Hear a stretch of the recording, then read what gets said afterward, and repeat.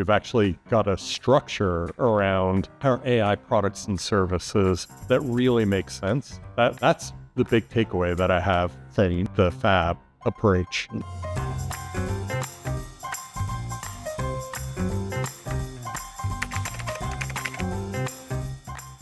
TP is known as a genius of operations. It's a company that knows how to be efficient, knows how to operate at scale, and that always seemed like a ripe opportunity for applying AI to double down on that excellence. And there are a lot of use cases that are internal focused, the operational excellence around agent performance, around analytics of agent performance, as well as things like conversational AI performance that are really impressive.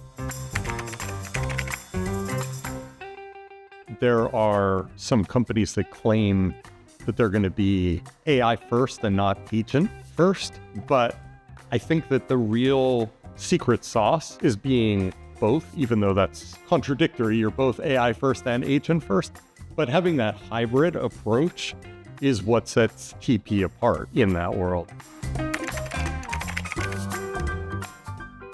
My opinions of where TP is now were very heavily influenced by seeing the excitement of actual TP employees, the actual people in the delivery centers, in how they use that technology, rather than just saying, oh, we've got these great plans. That's great, but TP's got almost 500,000 agents. Like, if you're not actually revving up the engines of the people in the delivery center, all that effort is for naught.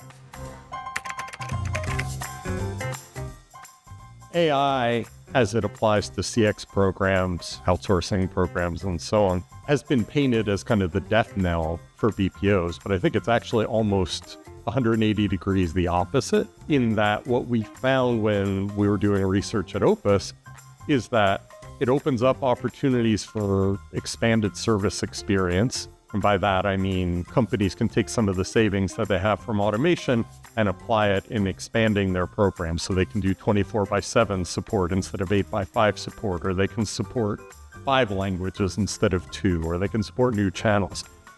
Orchestrated intelligence, building what comes next.